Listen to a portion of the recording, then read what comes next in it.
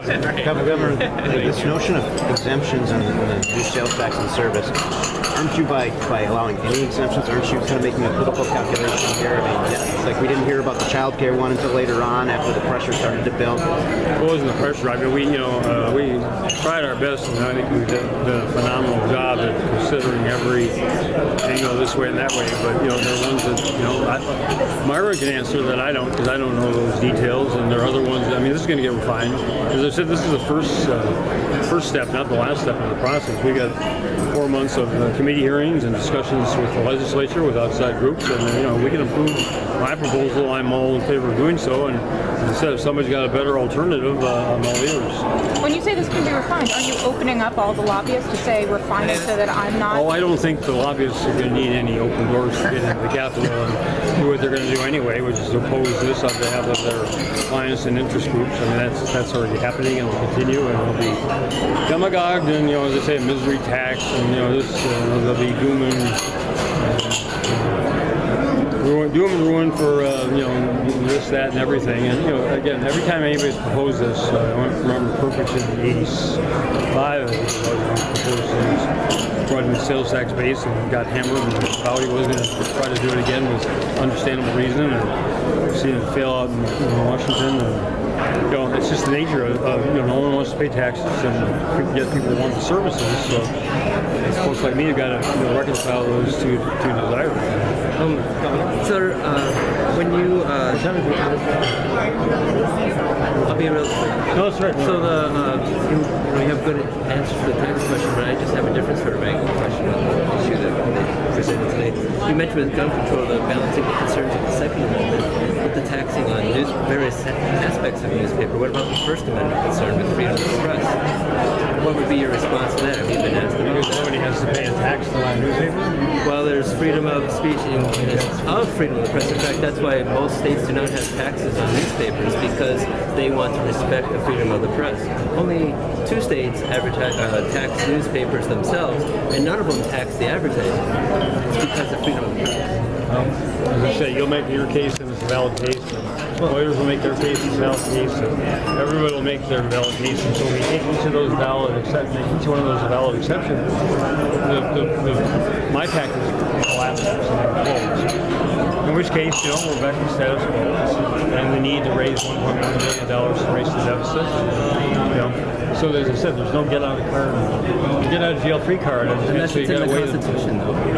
Well, I'm not a constitutional attorney. I don't think putting sales tax on newspapers violates the First Amendment. But you have to ask the government shall not. Well, I mean, that whole income tax debate back in 1913, where the national level was about First Amendment rights, and if you tax somebody, you take away those rights. So, I'm not a constitutional lawyer. If somebody challenges this in court, it's not the intent to improve anybody's First Amendment rights. You said that it looks like From the editor of the newspaper out the piece that Mr. Shaw referenced section in our coverage area.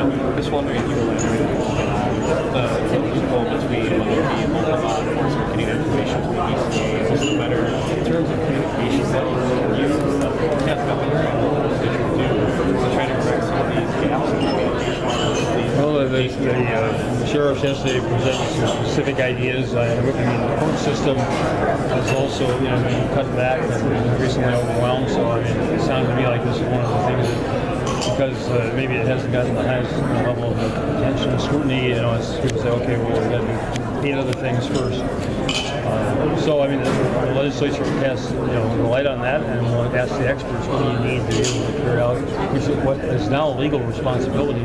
It's actually the BCA information conduit. It's got to go from the courts, district courts, to BCA, and then on to the federal CIS program, and be communicated back. So, it's a question of resources and making that a priority. And obviously, this is going to be dealing with the criminal issue, health issue, a number of Oh, that's other issues of mental health, and the sheriffs against it. They've got people that are locked up in their county jails who really need to be in treatment, and we had the services there said, yeah, we'd love to take them on. We don't have the beds, in part because we don't have the community facilities to move people out of the NOCA, say, and somewhere else. So I mean, it's a complex problem to solve, but it's not going to happen without investing in additional resources. Governor, just the Republican. I'm sorry. Go ahead, Governor. Good to see you, buddy. Glad to see you. I'm coming up to your. Good something nice. Republicans are calling it a job killer. The budget proposal. Governor Scott Walker of Wisconsin said he may heighten job recruitment all in Minnesota. Do you feel this will be job development? Governor Walker's economy is performing far worse than Minnesota. I would suggest that Governor Walker focus on his problems, and we'll deal with it better in Minnesota. The facts are that there is virtually no correlation between tax levels and job growth or per capita income. In fact, it's almost the reverse at previous years. So we take the tax rankings in the Minnesota Taxpayers Association, the most recent year, fiscal 2010, and we take per capita income rankings for 2010. South Dakota is 51st in taxes and 20th in per capita income. Tennessee is 50th in taxes, 35th in income. Alabama is 49th in taxes, 42nd in per capita income, etc. And if you take job growth over the last year, figures just came out. South Dakota is 51st in taxes, 44th in percent job growth. Alabama is 49th in taxes, 38th in job growth. New Hampshire is 46th in taxes, 46th in job growth. Minnesota is 15th in taxes, 12th highest in job growth. And the number one job growth state is North Dakota, which also has the 4th highest taxes. So I mean, I've heard this. Survey was that? I'm sorry. This is the Minnesota Taxpayers Association tax rankings, and I'll send it to you. And the Bureau of Labor Statistics report on the job increase. Governor, how are your dogs? I've heard this for 30 years. And I'm not sensitive to it, but if tax levels were correlated with job losses, there wouldn't be a working. I mean, it doesn't bear true. There are other considerations. I say we're not the lowest tax state. We're the best value for people's taxes. And let's prove it again and again where people locate, where they expand their businesses, where they want to live, run those businesses, have public education systems, quality. And I mean, if we sacrifice all that, that's when we'll really start to experience job losses. And meanwhile, as I say, rhetoric is to be expected. It'd be nice if it was occasionally supported by the facts, but I think that's too much to expect from some of the governor. Well, thank you for your time. Absolutely. Thank you. Thank you. Just so I understand your humor, I know it's been an issue with it. When you were speaking, Light up, guys. Only the second week. when you were saying that in 2 years, increasing likelihood, you weren't intimating that you're having any kind of second thoughts about. No, I'm going to run. I'm going to run, but I'm also very mindful of what I've got myself into here, and I'm mindful of others who have attempted it. Hey, I'm not expecting that. I don't want that to happen, but I mean what I said. I'd rather be able to look myself in the mirror, look my grandkids in the eye, and say I did what I think was best for the future of Minnesota than what George Bush did out in Washington when I came in, and we had a balanced budget and projected one for the next decade, and he left, and we had over $1 trillion deficit every year thereafter. Now that's destroying the fiscal integrity of the nation, and someday some historians and economists are going to look back on that and call it squandering of America. I don't want that said about me.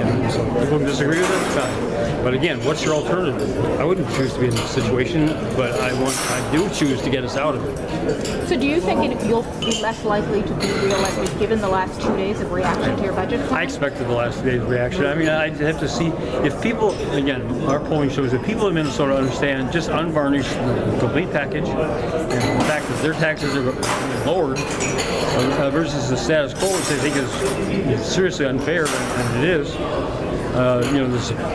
The preference for my proposal is 2.5 million. Now, I know people aren't going to get the complete picture, and they're not going to hear it from their, people whose taxes are up for providing services, and they're not going to hear it from, say, the Mall of America closing, and et cetera. So, I mean, what people Will Rogers said it ain't what people don't know is the problem, it's what they think they know, it just ain't so. And what people are told is usually, you know, a self-serving variance from the complete truth. So my job, and I'm going to work hard at it in our administration, is to get the truth out about what this package does for Minnesotans. As I said, if it raised everybody working Minnesotans, middle-income family Minnesotans' taxes, I wouldn't propose it. I know it doesn't. I know it reduces them in most cases. But all this stuff, you know, I mean, all these organizations, and you know, they have legitimate concerns. They all have paid lobbyists. It's been over the time. And I've tried other reform proposals to the state auditor, and I know the fate. Even if the majority of people support them, the people that the legislators hear from every day. One-sided. How much effort are you going to be putting in to convince the legislators, the EFL legislature, rather than people out on the stage? Well, I'm going to do my very best, and I met with the EFL caucuses and the Republican caucus on Tuesday, and we're having the regular bi-weekly meetings with leaderships, and we'll continue to focus on people in the various committees with oversight responsibilities. And you know, this is part of a broad range of proposals that they'll be considering, but they recognize too that the budget is probably one of the very top urgencies and priorities. So they'll spend a lot of time on it, and we'll spend a lot of time with them. And you know, again, as long as people are looking at my proposal as a standalone, you know, I don't think it's going to generate. I mean, everybody's got a reason to be against it.